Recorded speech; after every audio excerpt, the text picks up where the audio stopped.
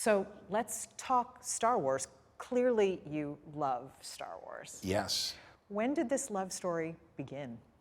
Well, I was born in '66, so in '77, when the first Star Wars came out, I was the perfect age to get my mind blown. And the movies of the '70s, you know, we were a family that went to the movies, and at that time, there was one set of movies for everybody, and it was really a golden age of filmmaking. But as a kid, none of it spoke to me the way that the movies like Star Wars did, right? Because there was good guys and bad guys, it was special effects, there were heroes, it was adventure, and to have a filmmaker of George Lucas's caliber take what was essentially what would have been a pulp story, like a cliffhanger type Saturday morning serial genre, and turn it into this you know, beautiful cinema that had its underpinnings, I didn't know at the time, but in other cinema, like influenced by Akira Kurosawa, the samurai films, westerns, but also his,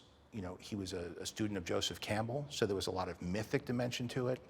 But as a kid, all you know is you're watching these mind-blowing, magical visual effects.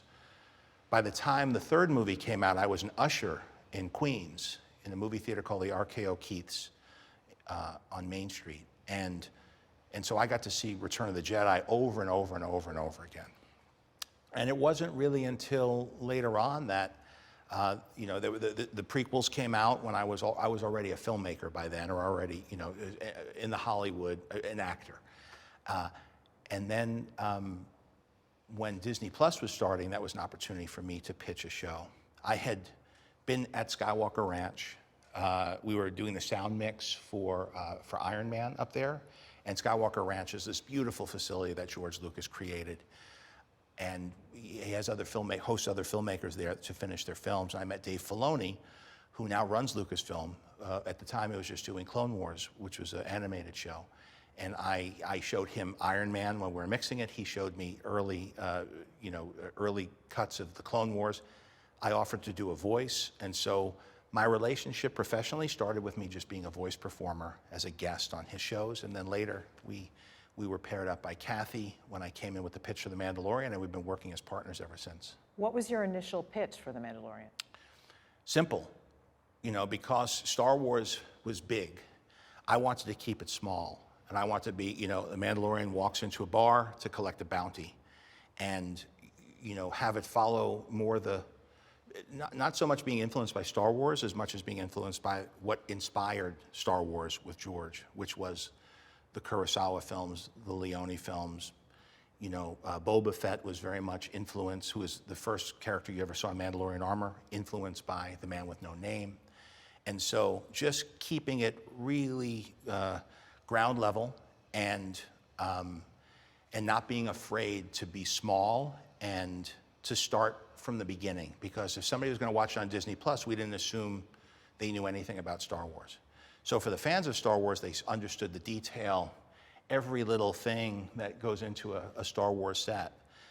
A Star Wars fan will tell you, like, I don't know if you could see it there, but there are there's silver, those are engine pieces from a Rolls-Royce engine that was originally used in the bar in Tatooine, in Mos Eisley, and then later used as the head of IG-88, who's a bounty hunter droid. All those little details are things that we make sure that we include and try to give it that dimension. But if you don't know any of those things, you could just watch The Mandalorian and see a story unfold following this hero, or this anti-hero, when we meet him, a bounty hunter, who gets paired up with Grogu, who everybody knew as Baby Yoda when he first appeared on the show in the first episode. How'd you come up with Grogu, Baby Yoda? You know, it's sort of riffing on what George did. I knew that I thought it was fun to have a mislead of this bounty hunter hunting down someone. All they knew was his age. He was 50 years old. And then when you finally revealed that character, he was in a pram. He was like, because that species grows much slower, ages much slower, and so when you found him, he was a child. And so it forced a moral decision. And he decided to go against his code as a bounty hunter and protect this kid. And from then on, they changed each other's lives. It was influenced in no small way by Lone Wolf and Cub, which was a Japanese samurai serial, both from graphic novels and from films. So again, drawing upon the influences that influenced George and finding a path where a character is not just navigating the galaxy, but all of the moral decisions and choices that have to be made. Because even though we love the magic of Star Wars, what was actually in there underneath it all is it's about character growth. It's about the dark side, the light side, about what makes a character a hero, whether they're using the Force like Luke Skywalker, or even Han Solo deciding not to take the money and go, but to come back and help his friend out at the end of the first film. And I think it's those moral underpinnings that create the mythic backdrop that I think was infused in it from the very beginning by George, and we try to keep that tradition alive. And these relationships, like the father-son relationship that develops between the Mandalorian and Grogu. And father-son relationships have always been a big part of Star Wars, and even when you have biological parents, they're not always the best relationships. And this one is different because this is one of the, I think, most positive father-son relationships in Star Wars, and ironically, they're not related in any way, but it is a family of choice. And Star Wars has always been about families coming together. It's not necessarily your biological family, but families that you develop over the course of a lifetime. So true.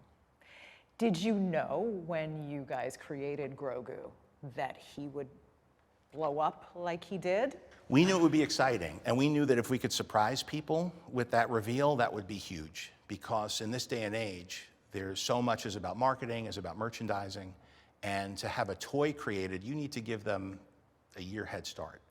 And so Disney and Lucasfilm were really cooperative when we pitched, hey, let's just save this one reveal. Because it was one of the first Disney Plus shows. It was the first time Star Wars was going to be on television in a long time, and we wanted to make sure that we wanted it to be so that if you missed a week, you felt like you were behind, like you couldn't wait and see. You didn't want it to be spoiled. And so we held back the surprise. At the end of the first episode, which Dave Filoni directed, we have the reveal that he pulls the blanket down and you see that he's of the same species as Yoda, and except much younger. And we knew that if we could, that it would have impact. So yeah, so once that reveal happened, then that character became a bit of a phenomenon. Baby Yoda was everywhere on social media. Murals would pop up in parts of the world that the show never even ran, because Disney Plus wasn't running in all territories. So it was, we didn't realize quite what a phenomenon it would be. And then when we saw the balloon in the Macy's Thanksgiving Day Parade, that's when it kind of, as a New Yorker, it really hit me like, wow, this has really hit another level. Yeah, what was that like for you? It's the whole thing's surreal. Just having the job I have is a bit surreal anyway. It feels a little dreamlike that you get to do this thing that you love, that you know, I was a kid who watched movies, loved movies, never thinking I could do it. So I'm just, and the older I get, the more grateful I get when I really understand the opportunity that I have and that we get to work with people who share that passion. It's really a, you know, I just feel very grateful that I get to do this. And then to be working in the world of Star Wars, I've been doing it for 8 years now, and it doesn't wear off. Let's talk about your beginnings, since you touched on that. Go back, growing up in Queens. Yeah. What did you picture your future would be? You know, I didn't know what I wanted to do. I knew that, fortunately, I had, you know, people in my life like my dad, who he was a school teacher but loved what he did.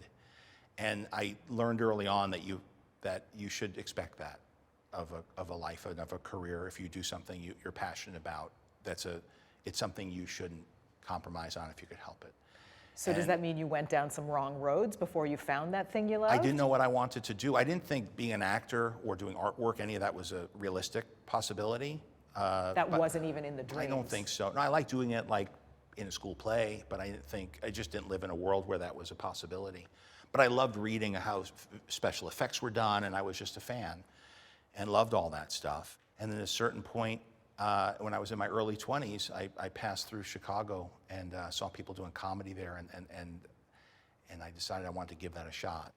I had gone through school, I hadn't graduated yet, I had tried working for a while, actually took the fire department test to be a New York City firefighter, because the people that I met that were in the fire department really had tremendous passion for it, and it seemed like a really cool, fulfilling thing to do.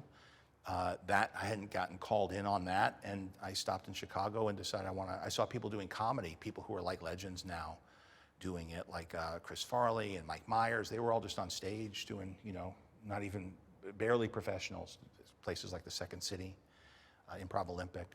And I decided to give it a shot. And over the course of the next few years of my early 20s, you got into the Screen Actors Guild by doing a commercial, little by little, and writing shows, doing sketch shows. Chicago was a great place to start. There's a very supportive community for theater there. So if you put up a good show, people come out and check it out. And it was a great place to live, and it was a good start. And that's where I got cast in the film Rudy. That was my first big break. I got cast in a pretty significant supporting role, and it was a wonderful production. It was a very special film to be my first film, because it's a film that most people have seen and has lasted many years, will show again and again on television. And it was a really inspiring film, and it was hitting at a moment where that was a huge break for me. I thought once I was discovered with that you wouldn't look back. So once you did Rudy, you thought you were set. I thought I was in, and I did get an agent, and I did, get to go on auditions, but it didn't really pop for me until I started writing. Then I did Swingers with Vince Vaughn. Talk about that. So what was your career? Where were you in your career when you started I worked writing? enough that there would be pilot seasons. So maybe you get cast in a pilot, you'd get paid for that performance, and then you'd wait to see if the show get picked up, and usually it wouldn't, but it would be enough money that you didn't have to worry about paying your rent.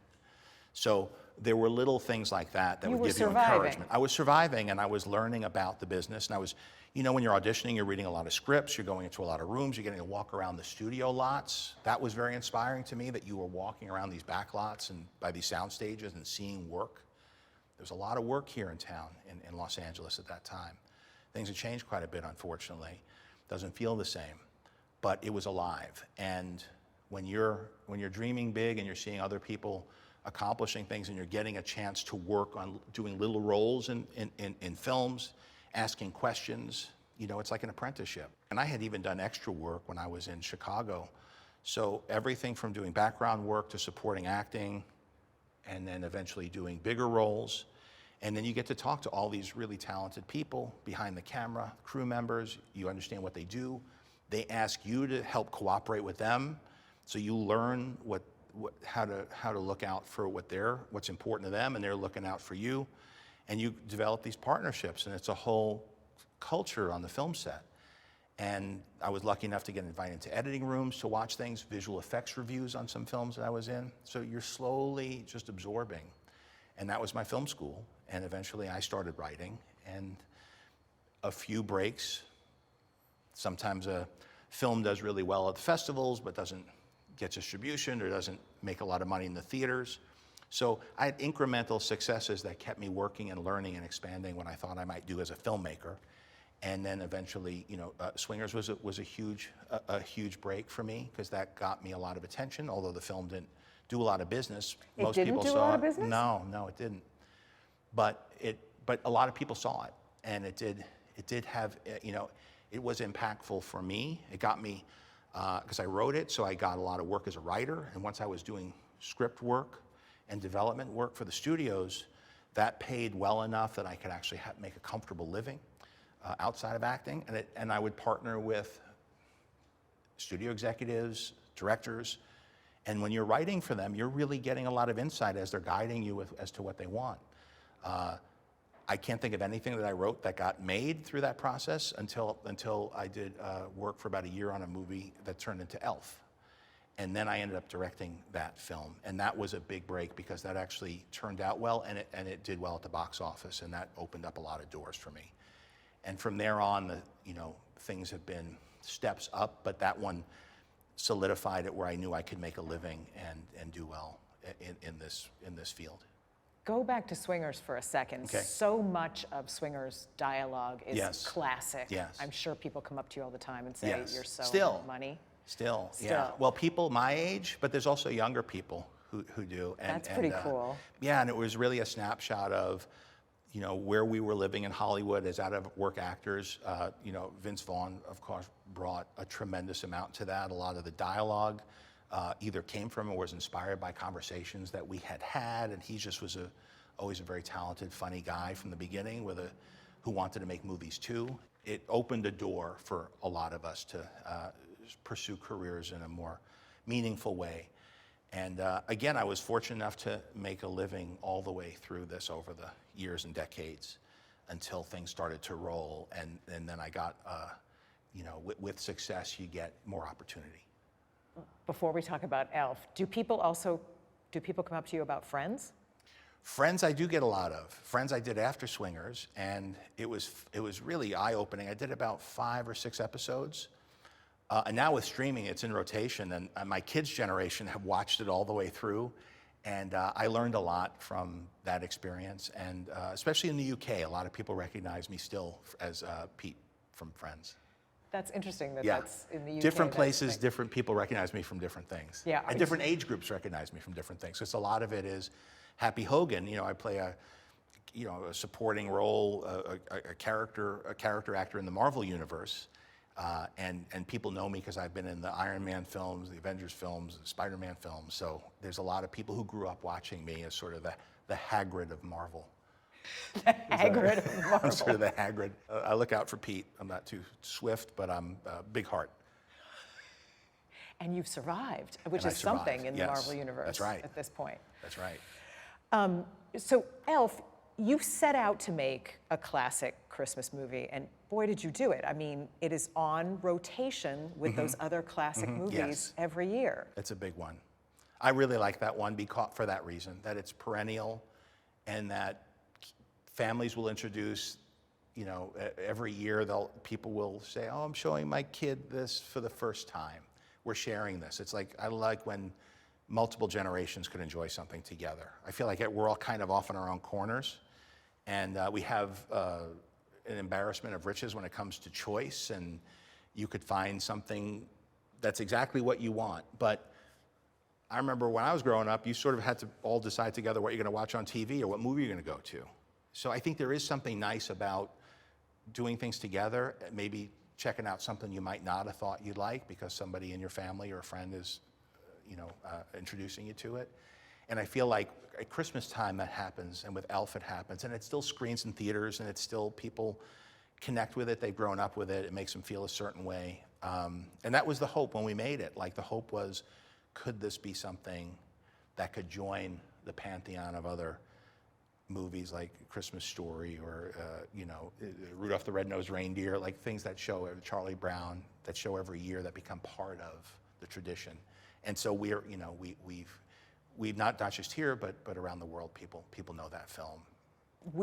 It's a family tradition for our family. We watch it at least 10 times every Christmas. Do you watch it with your family? I do watch it. I'll watch it, or I'll, sometimes like John Debney, the composer, did a concert. So I go and they'd screen the film and they'd play the music live and pop in and introduce it, or like the American Cinematheque, plays it. Sometimes I'll intro it there. I really feel connected to that film, and it was a very special moment. I'm a New Yorker. We filmed it not long after 9/11, and it felt like a really nice celebration of the city, and reminded people of what New York was about and what I grew up with, because we showed all the landmarks, and there he was, this innocent. Will Ferrell did an amazing job, as he always does, just being innocent and exploring the city, but still putting a comedic edge to it, so it didn't feel like a kid's movie. It was appropriate for kids, but also his fans and fans of his brand of comedy also were digging it. So it was, sometimes you get the recipe right. You don't always control every element, but it was a good combination of people, of story, right timing, everything kind of clicked, and the stop motion characters. It was a really, and then of course it's a great talented cast. So, you learn to appreciate, it's more like a sports team when you're making a movie. Like, you could put the elements in place and you do your best, you work hard, but it's gotta break your way, and other things you have no control over have to line up. And so with filmmaking, I've grown to really appreciate when things click, because you don't control everything. And for that one, I was really, really proud that it did, and that, again, when it does, and then when you can still be relevant for even not just in that moment, but for future generations. It's quite fulfilling. Yeah. I mean, you've had a lot of things click. Mm-hmm. You know, they say it's a miracle every time you're able to make a movie and for a movie to become successful. You've had a lot of miracles. Things have lined up well more often than not. But enough times when it doesn't that we forget in the fullness of history, as they say. But there are disappointments and ups and downs every step of the way, and I think it's those disappointments where you learn your lessons, and then every once in a while you get rewarded, and you feel, and with film especially, you get this tremendous sense of community as people come together to enjoy this experience together. It's a great gig. Take me back to the beginnings of Iron Man, because Iron Man was at the start of the Marvel Cinematic Universe. Was it a gamble? I think it was. They were smart in that Marvel had split off onto their own. They had been making movies in partnership with other studios, but they decided to create the Marvel Studios and distribute at the time through Paramount, then later with Disney. But it was almost like an independent negative pickup film. So it was a film that we were doing for a relatively modest budget for that genre. There had already been a crazy run of great superhero movies with the Spider-Man films, X-Men films. So it was already a tried and true thing. The question was, is it still a relevant genre at the time? And at the time, also remember Nolan's doing Dark Knight. So he's hitting, he's just a tremendous filmmaker and connects with an audience and understands genre. So even though now Iron Man feels like it has significance because of what it started, at the time it was one of many, and sitting in, it was a wonderful success. It was a great reintroduction of Robert. It was the kind of coming out party for Marvel Studios and the MCU, and Kevin Feige was really able to build on top of that into others. So we kind of started off, but then later came Avengers and all the dozens of films that have followed. So in retrospect, you see, that was the beginning of it all. But at the time, we were just scrambling to get this movie done and trying to make something that made people feel something and make them laugh, and take this character that was rather obscure at the time, using emerging technology with CGI. A lot had been developed with ILM for transformers that allowed us to do metal and hard surfaces in a way that hadn't before. So I think that we benefited from the beautiful visual effects and having a character and a hero that could do things that they never could do before because of technology in visual effects. And again, a team of people, of cast members with Gwyneth and Robert and Kevin and everybody else, Terrence, everybody else that was surrounding that. Everybody coming together, it clicking in just the right way and coming out at the right time, and people connected with that character and continue to. It's hard to believe looking at it now, but the studio wasn't convinced about Robert Downey Jr. at first? At the time, it was, the studios are always questioning everything, is what it comes down to. And unless you're casting somebody who has a box office record, every piece of casting is there always a lot of hand-wringing around it. Nobody questioned his talent ever, and it was a really great fit between actor and character and timing. And Tony Stark was one of the older heroes in the Marvel pantheon. You don't think of it now because he fits the character so well, but that all of those factors are questions. But fortunately, as soon as he went on film, there was no question. As soon as he did a screen test? As soon as he did, yeah. So whatever uncertainty there might have been, his talent won out, and his commitment, and just he was locked in. He knew that was his role and his moment, and as a filmmaker, once you have that together, then everything else was just me helping. It's like curling in the Olympics. I'm just sweeping the ice. And really, that's my gig. Is I watch curl. I love curling because that is so much of what filmmaking is. That's what you feel like you're doing. You're just sweeping relentlessly, just making it go a millimeter this way, a millimeter that way, because you can't touch the thing's moving, and all you could do is help shape that and try to look all the way down to the end and figure out what do I have to do now to get to there. And usually it's a lot of consistent commitment to a vision over time. That's a great metaphor. Yeah, it is. Did your improv roots, I mean, I think I see your improv roots in a lot of things, but did your improv roots come into play with Iron Man? Yeah, always. Because with Iron Man, there's actually, Robert actually excels and he loves to improvise and discover. And so there are certain techniques that I know as an actor that I could use to encourage that, like certain scenes like with him and Gwyneth, I knew they were gonna go all over with, you'd set up 2 cameras so that you never have to worry about matching or turning around.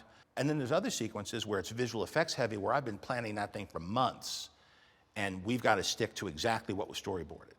But it's giving yourself room to explore and let characters bring life to something. Because in film, you just need a moment. You just need a twinkle of the eye or an unexpected delivery of a line or a reaction. And that breathes life into this. And especially when you have a very effects-driven genre, you want to have moments of spontaneity, inspiration, humanity, because people, at the end of the day, people just care about people. That's what they focus on. That human interaction, those emotional relationships. We're humans, we're dialed into humans, and everything else is in support of that. So you do these big Iron Man movies, and then you did a beautiful small movie, Chef. Why did you decide to make that turn back to a smaller film? I mean, by the time I did Chef, I had come off of a film that didn't do well, and so it was a moment to kind of, I had been directing pilots for television, some commercials. I wanted to do something, see if I could even do something personal and small, and to be in it too. And I hadn't done anything like that for over a decade. To see if I could write something and keep the budget modest. I thought food was really, I love food and film. There are certain things that are hard to show on the screen. Hacking a computer, hard. Playing poker, hard. Playing blackjack. You could do it, but it's a lot of work. There's something about food that's inherently visual and cinematic, and it creates, if you do it right, you could almost, other senses get engaged. There's almost like a synesthesia that happens with it, where if you see the food, you'll feel like you smell it. It's just a very visual craft, and it's a creative craft. And so the idea of doing something around food and the food truck thing was exciting. And I met with Roy Choi, who was one of the pioneers of food trucks here in Los Angeles, and he had the Kogi truck. And the script that I wrote was very similar. There was enough similarities to his experience that he wanted to come on and offer insight and help me shape that. And of course taught me how to cook. And it was a bit of a new chapter for me, because we made that movie small enough that I could really concentrate just on whatever the vision of that was, and not really feel like I had to compromise in any way. And that opened me up in a lot of ways. And then off the success of that, then I was able to move back into, I think Jungle Book was what I did after that. And that was a big movie, but it still felt very personal to me. And the process that I had learned on Chef, I had been able to apply that even on a big studio film like Jungle Book. Understanding what the vision of it was, and understanding that you got to stick with what that is and be very clear about what you want to do, and develop the relationship with the studio of being clear about your vision, and making sure that they're on board with what you want to do, and then it feels like you could follow that through. You know, there are a lot of circumstances when you're working on other media. Sometimes you have to, it becomes a compromise where you have to all agree upon certain things, and you know that when you're going. If I'm directing a television commercial, I have to do what the client wants. I wanted to make sure that I was going to put all this time and effort into a film, that it was going to feel fulfilling from beginning to end. And not always that it works out well or that you're always right, but at least you get to fail or succeed on your own. That it's your vision, it's your baby, and Chef was what kind of brought that home to you. It did, and that's what it's about too. That's what the movie's about, and but it's also understanding that you have to work within the means so that you're a good partner. So that, you know, if you're going to be spending a lot of a studio's money and doing a lot of visual effects, you have to make sure that there's a comfort level with them. So I've actually become a better partner, I think, because I'm very clear about, hey, this is what I want to do. Here are certain things that we're going to go for, and what makes you comfortable. And so as you're dealing, also when you're dealing with underlying material that belongs, like Star Wars, doesn't belong to me. This belongs to, Lucasfilm. And so I have to make sure that we have a good partnership. But within that, I'm clear about what I want to do, and communicating and aligning early on, and communicating throughout the process, and partnering with like-minded people, you could end up making things that are very creatively ambitious, but still fit within the box of what makes them comfortable. And some of that has to do with how much money you spend, how long you take to film it. Being responsible in those ways, you get a lot more opportunity and permission creatively if you strike up a partnership and they understand that you respect what they need, but they also have to respect what you need. You could be talking about human relationships, marriages, the way you're talking about this. I think does this apply to your relationships? I think it's called getting old. Yeah. It's called getting old. And you realize that everybody's out there making their way, and the older you get, you realize everybody's got their hands full. And the more you could understand and empathize with that, the easier it is to cooperate. I'm in a field where you have to cooperate. This is not a solo sport. I'm not making oil paintings in my basement. Right? I'm working with a lot of people, and there's a lot on the line. There's a lot of people counting on all of us, and there's a lot of people who are going to see it if you do it right. So it is you have to understand teamwork, and you have to understand collaboration. And it's also, once you do that, you could start working with people who are really smarter than you and more talented than you, and who could teach you things. And once you could unlock that, then it really becomes fun, because then you're learning every day. I don't know if you've had this experience, but the older I get, the more, they shouldn't make you go to college when you're old. Because I'm curious now and I like to learn. When I was younger, I didn't have the patience for any of it. But the older I get, the more, whether it's learning how to cook or learning how to, about technology, about visual effects, storytelling, I just feel like I'm so curious now as I get older. And I'm very lucky that I work in a field where that's still part of my job. So did you know how to cook before chef? Enough. I knew how to cook enough that I enjoyed it, but no, I went to culinary school, and Roy took me under his wing and started off picking parsley for the mise en place, and then slowly working your way, and then going to learning your knife cuts, your mother sauces, and then practicing, which was fun to do with my kids when they were little then, because they love cooking now. My kids all know how to cook, which is a tremendous gift. The whole experience was really wonderful, and it's something I still do, and it's a great way to interact with people. And cooking still is part of my life, where I like to cook with other people. I find you gather everybody around a kitchen table and you build a meal together. You make fast friends, and then at the end of it, then the people who don't like to cook get to eat. And so I just enjoy it tremendously. Do you make a mean grilled cheese? I make a really, really good grilled cheese sandwich. Yes. And if you look at the end of Chef, one of the things we included, if you look at the end credits, it's Roy coaching me of how to make the grilled cheese sandwich between takes, and we let the camera roll. And then if you watch the Chef show on Netflix, we've done episodes where we actually go through those recipes too. Oh yeah, we've watched Yeah, okay, good. It was a lot of fun. Yeah, That was fun. It makes too. my mouth water just thinking about it. Yeah. Yeah. But it's all about attention. It's really what it is for most cooking. It's about focusing and being attentive to it, and making sure that you're getting every little thing right. Has that helped you when it comes to filmmaking? It does, yeah.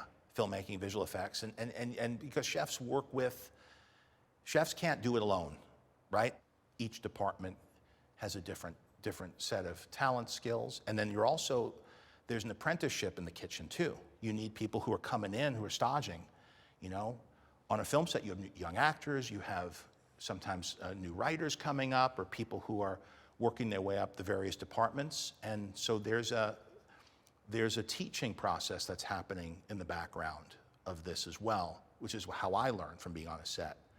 And that's part of what's nice as you get older, is you see these new, young, smart, talented people coming in who really love what they do, and you can sometimes make minor adjustments or give a little bit of advice, and it's very significant for them in their course of their path. That's cool. So you have apprentices behind the scenes and a little apprentice in the movie. Yes. too, right? It's all based on apprentices. The whole thing is Grogu is the apprentice of the Mandalorian, and it's about it's about family and parenthood, and that's what's nice about this particular project is, as my generation of original Star Wars fans become parents, they can relate to it in a different way, and then young people like Baby Yoda, and then they see that it works from either perspective. There were always funny, cute characters. R2-D2 was my favorite character growing up. And, George Lucas always made room for comedy and for understanding that younger audiences needed things to connect with as well. But there's also serious themes, and it's a dangerous Star Wars. The consequences are high. And there are, it's not a safe world. But people can be heroes in that world and can persevere. Nicely put. How do you, I'm trying to picture technology at this point, because you're always pushing the edge of technology. Is there something that you keep in mind? Is there an important rule when you're dealing with technology that you try to keep in mind? Well, yeah, I love technology, and I find it fascinating, but I'm not an early adopter. If you look at my use of CGI, I didn't really embrace it until, for certain use cases in Iron Man, and then eventually by Jungle Book, I was like, okay, I understand this well enough, and it's ready, because you have to ensure a certain level of quality. Because as much as it's about the technique, it's about the audience. How's the audience going to feel when they see this? And sometimes it's about what they're seeing on the screen, sometimes it's about the story, about how you're making something. But I know that, like in Elf, we didn't use CGI, we used stop motion. The Kyoto brothers did stop motion little figurines for certain characters in Elf when he's in the North Pole. It wasn't the easiest way to do it, it wasn't the highest tech way to do it. We did forced perspective in camera. It gave an audience a feeling that worked for that story. I think oftentimes people become preoccupied with the technology, not understanding it's the storytelling and the human creativity that speaks most to the audience. Now, if these tools can be used in service of human creativity and a human can curate and shape it, I think we're always going to be, film has always been about the conversation between storytelling and technology, right? There's a constant back and forth between innovation. You want to tell a story, there's no way to do it, you create a technology to do that. Then that new technology is available to all other filmmakers, and filmmakers tend to be very generous with their mentorship and information, and they'll help guide you if you want to do something that they've done. That inspires a story that you wouldn't have thought to tell. Iron Man, we were talking about that before. If it wasn't for the breakthroughs in CGI that were happening, you couldn't have had a flying superhero in a metal suit 15 years earlier and have it look that convincing. So new stories open up the imagination, but it always has to come down to how does that hit the audience. Sometimes the tech could be distracting. Sometimes the tech's not ready yet and it doesn't feel right. Sometimes the audience doesn't like the use of certain technologies. It might feel weird to them because it's all how it hits the human brain. And so I think there's constant exploration and everybody innovates, and you have certain people that are real hard chargers and certain people that really want to hold back to the most fundamental, shooting on film, photochemical process, not using DIs, avoiding CGI, using practical effects. That's one end of the spectrum. The other people are just hard charging right ahead, and everybody falls somewhere in between. And ultimately the audience gets the final vote and they decide what they want to see. Do you have worries about technology, AI? I think I have a healthy concern about what might come. I think each generation faces different challenges around technology.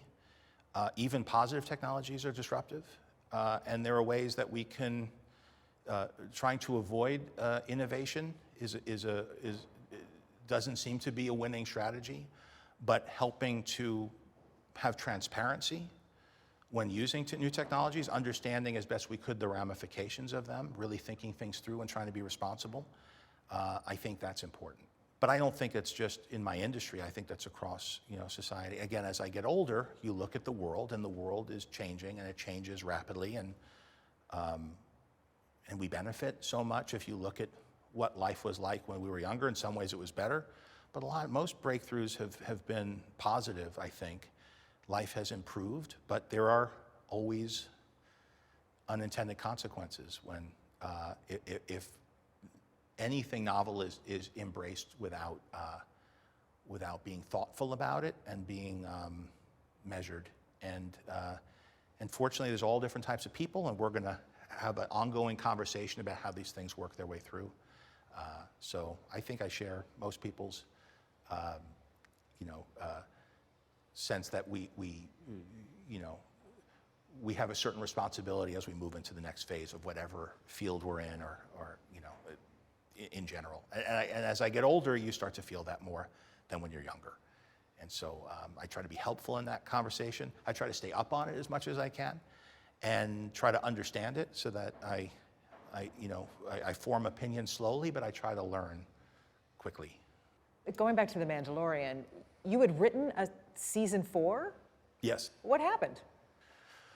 Well, I wrote season 4, and there was, it was as we were coming out of COVID, and then there was a strike, and so everything kind of stopped. And so I had written it with the thought that maybe, we could be ready with material in case things resolved quickly, and so everything ground to a halt at that time. And at the same time that was happening, there was also a lot, the industry was changing in many ways. There was a contraction because of the amount of productions that were being made were contracted. So there was a lot of vectors that were affecting my particular industry: streaming, studios, and what I do as a writer, do as a director, the actors. Everything was realigning and reorienting. And as we were coming out of the strike, there had not been a Star Wars movie in a long time, and Lucasfilm and Disney approached me about these particular characters. I was prepared to move ahead with the show, but season 4 implies that you've seen 3 seasons and maybe other Star Wars stuff on streaming. You're engaging, you're continuing a story. And even though season 3 kind of wrapped things up, there's a larger story that Dave Filoni is exploring with Ahsoka, and there are other characters that are laid out, and a bigger picture that he has been working on. And I have to fit within that. And now this would mean that Ahsoka season 2 would be coming out before season 4. So all of that shifts. And for me to do a film, I can't assume that everybody had seen the shows, because at a movie, you want to, it's been 7 years since the last Star Wars film. And so I have to operate under the assumption that there are people that weren't old enough to go to the movie theater to watch Star Wars when the last film was out, that are now might be coming to the theater. I can't assume that they know anything about any of this. So you have to make this an introduction to a new audience who might be approaching it, because it's in the movie theater, it's an IMAX release, it's a big screen event that has to be something that, if you're a Star Wars fan, you'll go, but you could bring somebody who might not be, that you might want to introduce to Star Wars. We have to shoot for making it feel the way I felt when I first saw Star Wars. And even though that first film fit in the middle of a longer story, it felt like an introduction to me. But then you also have to know that a lot of these people have been Star Wars fans since the beginning, since '77, and you have to make sure that that experience also speaks to them.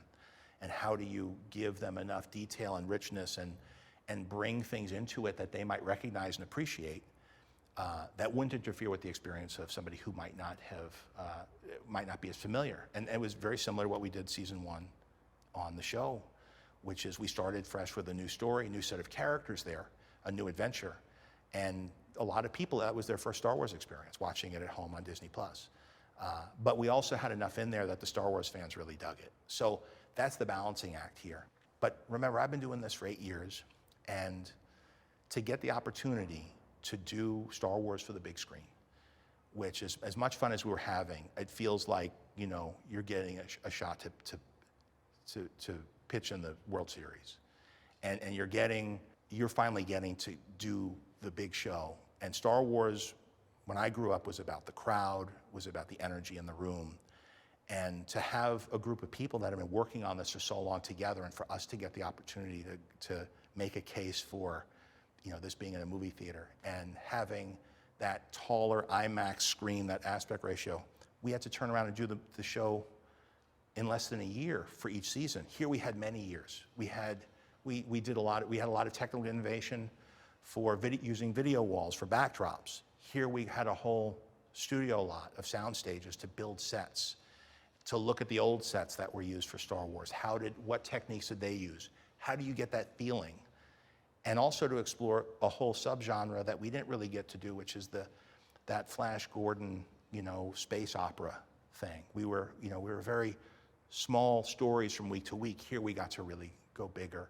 And all of that was like having a whole new paint set to paint with. And we just had a great time. And now we're just finishing up after all these years, and I'll actually get to go to a movie theater and feel the energy. And I'm excited to introduce a whole new audience to Star Wars. Is there, you mentioned there hasn't been a Star Wars movie in almost 7 years. Almost 7 years, yeah. How much pressure is there? Do you feel the pressure? I'm lucky I don't feel the pressure of that particular aspect of it. I did my job, we worked hard, we did the best we could. I feel excited. I want people to go to it. I want people to like it. I want it to speak to people. When you connect with an audience and they feel the energy that you feel about it, to me, that's the place, that's the most fulfilling part, when you actually bring people together and they feel a certain way. And if you tell a good story, that's really what they want. They want a good movie. They want a good story. People want to be entertained for that 2 hours. It takes a lot to go to the movie theater. You got to get the babysitter. You got to go and you got to, pay for parking, go there. You have to make it special for people.